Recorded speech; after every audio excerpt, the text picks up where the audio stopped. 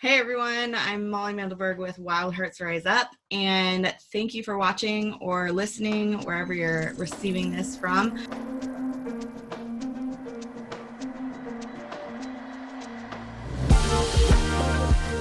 I wrote a blog post about this recently, but I wanted to touch on it in an episode because it's come up in conversation a lot lately, which is how and when to hire an assistant. So hiring an assistant is an awesome step to take in your business. It's basically the moment where you get to start actually doing more of the stuff you love and less of the stuff that you hate doing. In Gay Hendricks' book, The Big Leap, he talks about the difference between your genius, your expertise, and then other things that you have to do, which you may or may not be necessarily any good at. The beauty of hiring an assistant is more of your energy gets to be spent on things you're actually passionate about. For me, that's creating content, developing programs, working with my clients. For you, that might just be doing more of your work and less of your admin, or less of your marketing, or less of your technology, whatever the case may be. So I wanted to just give you some insights. First off, how do you know that it's time to hire an assistant? So if you're making enough money to do it, I'd say do it as soon as possible. Also, if you could be doing more of the things that bring in more money, for example, if you could be spending more hours a week working with a client or more clients because of the things that you've handed off and delegated to an assistant, then that would be a sign that it's a good time to do it. If you're not that busy and you're still sort of getting off the ground, right now is a time to systemize your processes. So I really preach about making something called an SOP folder, which is a system of operations folder. And that's where you start actually recording, either writing down the steps or actually turning on Zoom by yourself, like I have on right now, and pressing record and sharing your screen as you do some admin tasks, whether that's plugging an email into your system or whether that's posting on Facebook or scheduling posts onto social media. Just start tracking how you do things, how you like them done for your business, and start making this sort of operations folder that you can eventually share access to your assistant, and they'll be able to know exactly how you like things done. So you can begin training your virtual assistant or your in-person assistant long before you actually feel ready to hire them. So even if you don't feel like now's the time to spend the money or put it out there, I would highly recommend you start systemizing your processes as soon as possible so that you feel more ready to hire that person. That's also going to start giving you the distinction between what you enjoy doing and what you're tired of doing. Like for me, for a while, doing the production end of my podcast was really fun for me. I really enjoyed putting the audio file together, making the description really yummy, putting the image together, and then publishing that all and scheduling it out, because I wanted to make sure that I knew how to do it right, how I wanted it done, and how to make it go out there in like the formula that was up to my standards. Then I started recording myself doing it and putting that into my SOP file, and then having my virtual assistant do it eventually. I'll also, near the beginning of this episode, mention that I've gone through a number of virtual assistants, from people in the Philippines who were not native English speakers, but pretty good, high efficient workers. I've also had American virtual assistants who are awesome. Something I've found was that there's not necessarily a good fit all the time. Of course, not everybody you hire is going to be someone that you want to have on the team forever. And some people, even though you really love them, they're either not necessarily the right person for the job, or they're too busy to handle it. Some of the virtual assistants I had were awesome, but they had so many clients on their plate that I felt like their mind wasn't actually focused on my business as much as I would like it to be. Whereas others just didn't have the capacity. Those didn't have the capacity. Other ones didn't have the desire to dig deeper. So what I was really looking for, and I'll talk more about this a little bit later, is somebody that could actually think with me, be a brain for my business, actually understand the marketing practices I was putting into place, and give me input and feedback, and also keep me on track with my production schedules as far as content creation and keeping up with YouTube and podcasts and all the other places that I'm putting content out. So Tim Ferriss wrote The 4-Hour Workweek, which I think is sort of a beacon in the world of virtual assistants. It's something that people think about and talk about quite a lot. And the idea is that you could work as little as 4 hours a week and still have a successful business if you're willing to delegate effectively. So if you're willing to actually put people in positions of power in your business, give them jobs that they can just do on their own, that you don't need to micromanage so much anymore. And eventually your work week will dwindle down to the point where you can spend more time on the beach or on the mountain or in the ocean, and less time doing all the things that you have to do in order to keep your business afloat. Another book that I really loved was called Rocket Fuel. Rocket Fuel talks about the difference between a visionary and an integrator. So Walt Disney had a guy, I forget who it was, I think it might have been his brother or somebody else, but a guy who was totally behind the scenes, who didn't take any credit, didn't put his name on the business. But Walt Disney was the visionary. He came up with these ideas, he came up with these visions for the future, and his integrator was the one going and implementing them and making it work and making the business function. So I don't necessarily use my virtual assistant as an integrator. I use them more as an implementer, where I have an idea and I have a system in place and they go and follow through on the things that I'd rather not put my attention on right now. Another book that I recommend is called Virtual Freedom by Chris Ducker. And this one really lays out all the different ways that you could use a virtual assistant, and also ways to start growing that as a team, having somebody manage your whole team as like the assistant manager or whatever it is, and all the different sort of realms of expertise that virtual assistant work could be in. So marketing or graphic design or video production or content writing, like there could be all these different people doing different jobs. I think one of the things that people hit wall with when they start hiring a team to support them is that they think one person should be able to do all of those things. And the truth is, most people you come across who are available for hire to support you in your business aren't going to be really great at the technology and systemization stuff as they are maybe going to be at the copywriting or creativity part of it. So knowing that one person might not be able to fill all of your needs or all of your needs at once is something to be aware of when you're looking at hiring someone for your team. So those are some other resources. Those are books that I read or listened to while I was driving across the country that really helped me get into the mindset. And meanwhile, before and after reading all of those books, I was hiring people right and left, trying to figure out who could do this work for me. I knew I wanted somebody who resonated with my mission. So I knew I wanted somebody who would be willing to start out with not that many hours, not that huge of pay, and grow with me as my ability to pay them more and as the jobs I could give them got greater over time. So I wanted somebody who is in alignment with the Wild Hearts Rise Up mission and movement, which is really about heart-centered people. So people who are less on the corporate end of the spectrum and more on the woo-woo end of the spectrum. So somebody who could get down with that and get in the energy of that and be comfortable there. Somebody who could also help me manage all my output. So like I said, I have a podcast, I have a YouTube channel, I have many social media platforms that I show up on. I have a blog, I have a newsletter. I call it a tip sequence. It's also called a nurture sequence, but a way that people receive content from me on a weekly or bi-weekly basis. And I'm also creating programs and courses and quizzes and creating content for my clients on a regular basis as well. So I have a lot of plates in the air at a time. I also just finished working on my Oracle deck. I'm also finishing one book and writing another book, and then also marketing those books to agents and publishers. So there's a lot of projects going on, and I need somebody who could help me manage the output, help me make sure that I'm not going to miss a week on my podcast, remind me that I was going to make that, help me do the research that I need done as far as what I want to create next on YouTube, or what blog posts would be great to share with the world, or who do I want to interview next on my podcast, sort of helping me keep all that stuff organized and making sure that I'm not dropping the ball on any of those projects.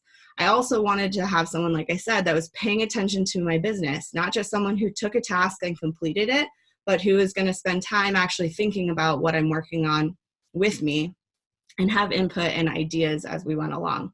So what I sat down and did after having a number of virtual assistants that some worked and some didn't, some were not the best English speakers, so it wasn't quite working out, or some I wanted to pay as much as they asked for, but I couldn't quite keep that going forever. What I wanted to do this time was sit down and actually create a manifesto, sort of a culture outline for Wild Hearts Rise Up, about what was important to me, what kind of standards did I want to uphold as the culture of my business and the culture of this movement, and make sure that somebody read that outline, that manifesto, and resonated with it before they even looked at the tasks. Because in my opinion, anybody who's willing to do the work, I know enough about my systems that I could teach them how to do what I need done. I could walk them through the steps. I could make sure they know how to use the software.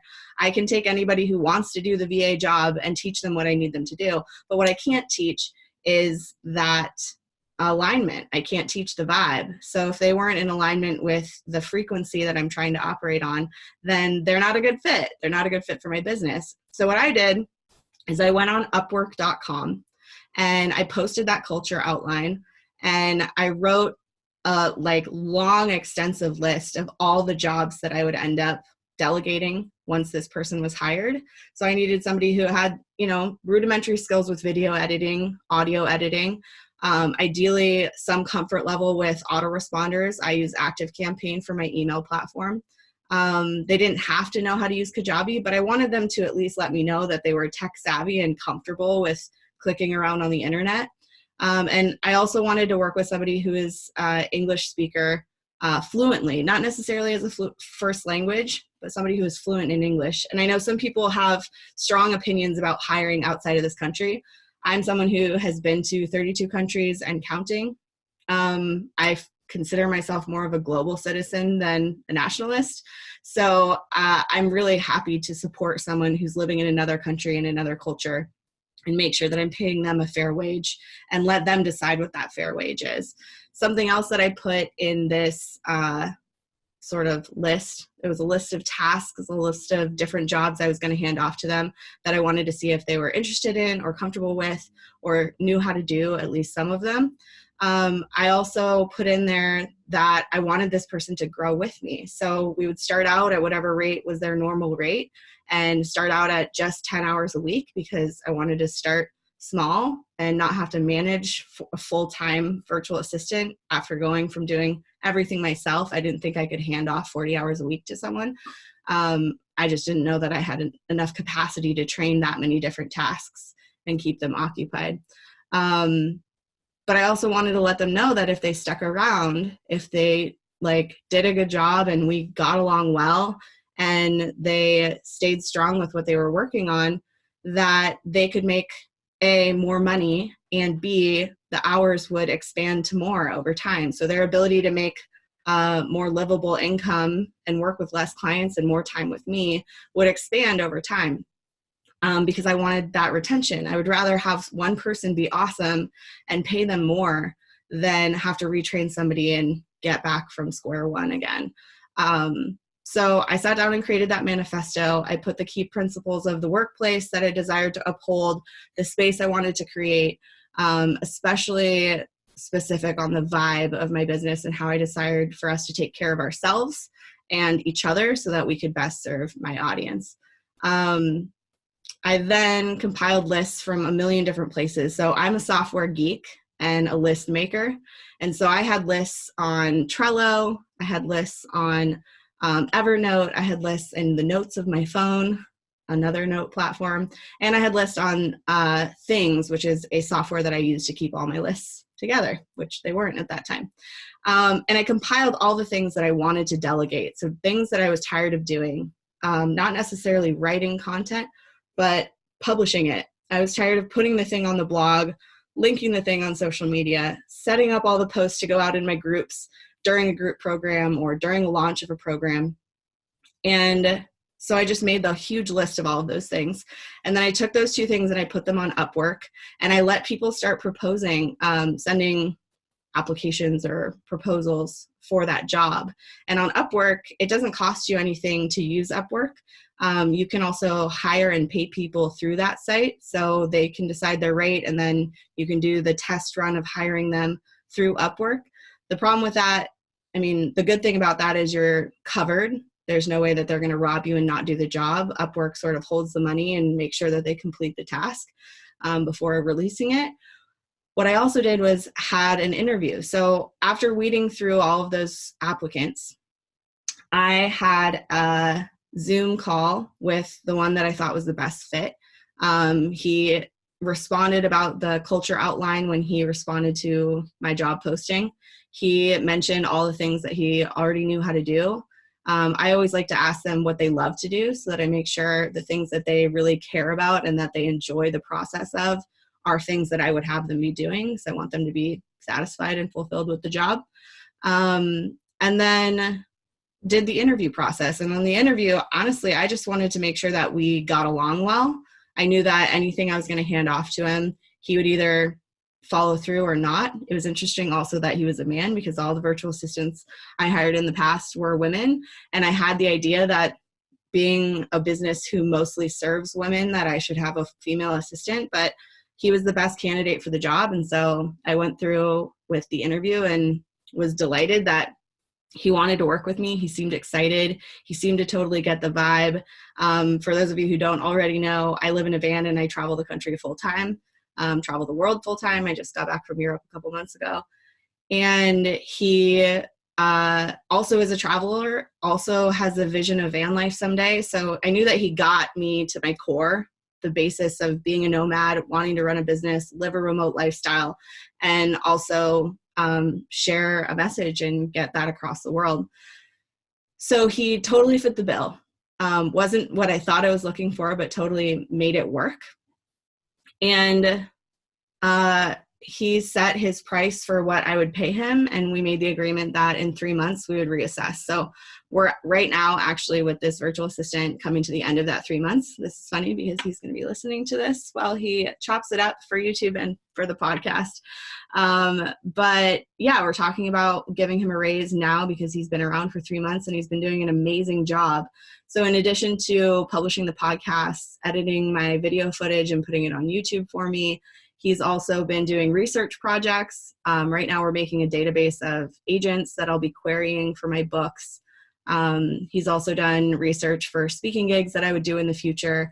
There's a list on my blog, wildheartsriseup.com/blog, that I also put together in case you want to see the kinds of jobs that I hand off. But just to name a few, setting up social media posts, like I'll write the content and sometimes choose the images and then let him know where to put things and when. Video posting on YouTube, title and tag optimization research for YouTube, querying agents for my book, researching speaking gigs, submitting guest blog posts on online publications. That hasn't happened yet, but we'll be working on that. Creating landing pages and doing some of the back end funnel building. I haven't handed that off yet so far. I will be at some point soon, even though I love building those little pieces at some point. I'm just too busy to keep putting another funnel together myself. So I'm excited to train him to do that stuff. And there's a few things to keep in mind when you're having your VA take jobs over for you. What I require is a detailed time log. So I want to know if it took 8 hours for them to do that research project. Is that something you really want 8 hours spent on? So on your end, you want to be really super clear about how much time you want them to spend on something, not for them to just go buck wild and spend 2 whole days on it, but also let them keep a record of how much time they're spending on stuff so that you know, maybe if the copywriting project took them a really long time, it would be quicker for you to give them the copy and have them just go and automate it, or whatever the case may be. For whatever you're creating, is it more time effective for you to do it and have them do the next step of it? Or are they really efficient and fast and it's worth your time and money to have them do that for you? I also have them invoice me weekly. Personally, I don't want to see a giant bill come at the end of the month. We have an agreed upon amount of time, 10 hours a week that he's working. So I know by the end of the week, roughly how much I'm going to owe him, and I can pay him that before the next week. Weekly works really well because it's I don't know. It depends on you and your business and how you have money coming in. Perhaps monthly is going to be easier for you because you just get your salary or your payments all come due at the same time. It really depends on you and your business. But I find that billing on a weekly basis is more comfortable for me and helps me manage my resources better. Also, like we said, creating that system of operations folder. So when I have a virtual assistant on my team, part of their job is if I give them a task and there isn't already an SOP in place, that they're creating that as they go, whether they're recording it on video or whether they're just writing down the steps as they click and do it. The beauty of the SOP folder and that it being yours in your Drive folder or your Dropbox folder is if that person doesn't happen to work out, anything that they did for you is now part of your system of operations. Anybody who comes in to fill that job, if that person goes on maternity leave or that person just doesn't want to work anymore, that you can have everything they've done for you already set up step by step for somebody to follow those steps in the future. So even if you don't want to create the system of operations folder, you want to just walk them through it in person or walk them through it on Zoom or whatever, make sure that SOP folder is getting created and that that's part of their job as they go along. And to edit it as well. Perhaps you've created the steps for them to follow and they notice, you skipped a couple steps. They should be referencing that and updating that on a regular basis for you so that you're covered if you ever need to hire somebody else in the future. Or if that virtual assistant becomes the managerial position on your team, and they can just hand it off to the person that now fills that role beneath them, however that works out. I also use something called LastPass. LastPass is a free software. It also comes with a Chrome plugin. So if you're using Google Chrome, it would just go on your little browser window bar. And LastPass allows you to save all of your passwords, and you just have to remember the main password. So your main password to get into LastPass is going to give you access to everything else. I used to keep a PDF or a piece of paper on my desk when I wasn't as mobile that had all of my passwords as like a master key.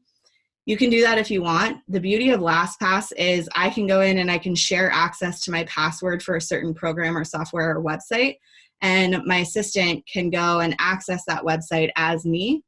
And I can revoke that access at any time if they get fired or if they, leave the position. And also they can access that without viewing your password. So instead of typing it into an email that could get hacked or into a Facebook message or wherever you might be sharing your passwords with people right now already, it's completely safe. It's under lock and key, and even they can't view it, but they can still use it and access it.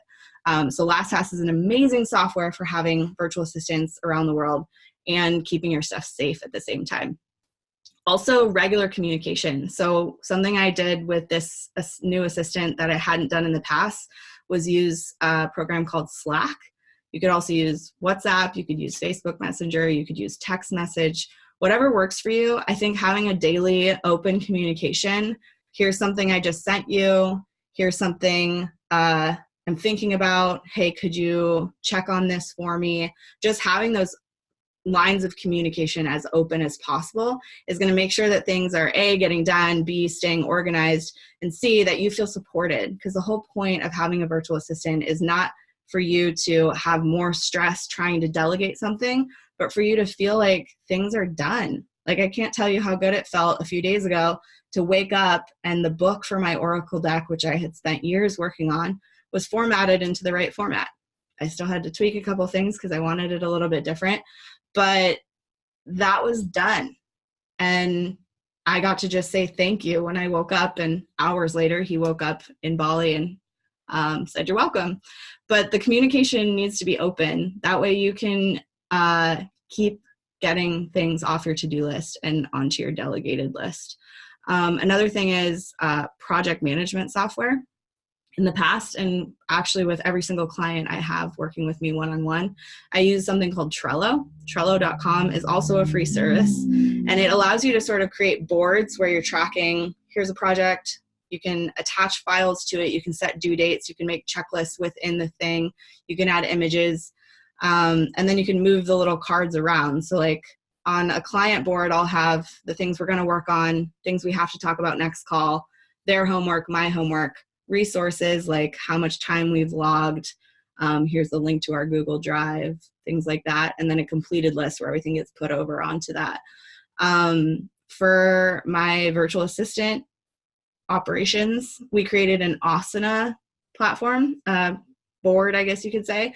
Asana and Trello are pretty interchangeable. I mostly use Trello, but we decided to use Asana for this project, mostly because I wanted to get to test it out. I like softwares. But it's just a great way for, if I have a task that I need to write a bunch of description in, I'm not going to go put it in our Slack conversation thread. I'm going to go put all of the details into the project in Asana, attach any files I need, link any links that I need, assign the task to him so that he gets notified it's his job, and I'll even set a due date so that it shows up on his little calendar.